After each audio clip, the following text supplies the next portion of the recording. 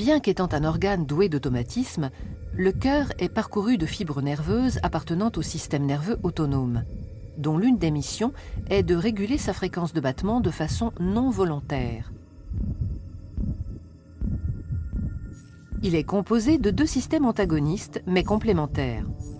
Le système nerveux sympathique, qui est cardio-accélérateur, son activité provoquant l'accélération de la fréquence cardiaque, et le système nerveux parasympathique, qui lui est cardiomodérateur. L'activité de ces systèmes n'est jamais nulle. Elle permet une régulation constante de la pression artérielle et de la fréquence cardiaque, dont la valeur moyenne est d'environ 70 à 75 battements par minute. La régulation de la fréquence cardiaque est un dialogue permanent qui s'établit entre la région du cœur et la base du cerveau par l'intermédiaire d'un circuit de fibres nerveuses. Des récepteurs sensoriels, appelés barorécepteurs, sensibles aux variations de la pression artérielle, sont situés au niveau du sinus carotidien et de la crosse aortique.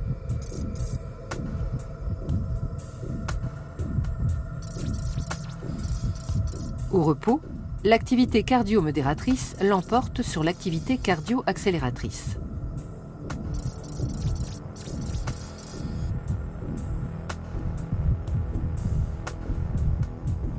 Dans le cas d'une augmentation de la pression artérielle, les barorécepteurs sont stimulés, ce qui se traduit par une augmentation de la fréquence des signaux nerveux transmis par les nerfs de Hering et de Sion vers un centre nerveux bulbaire situé dans le bulbe rachidien, au-dessus de la moelle épinière.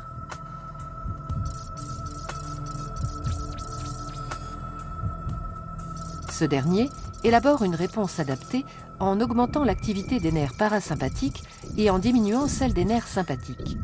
Le ralentissement du cœur se fait par la libération d'un neurotransmetteur, l'acétylcholine, sécrété par le système nerveux parasympathique.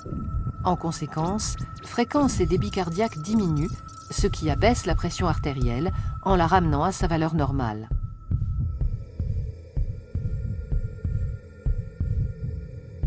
En cas de diminution de la pression artérielle, le mécanisme inverse se met en place. La fréquence des signaux transmis par les nerfs de Hering et de Sion vers le centre nerveux bulbaire est réduite.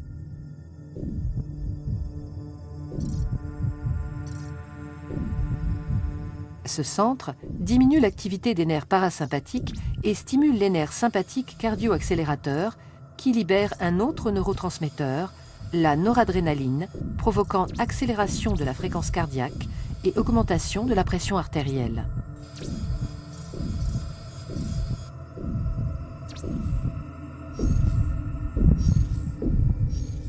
Ces mécanismes constituent une boucle de régulation qui contribue à maintenir la pression artérielle dans d'étroites limites autour d'une valeur de référence.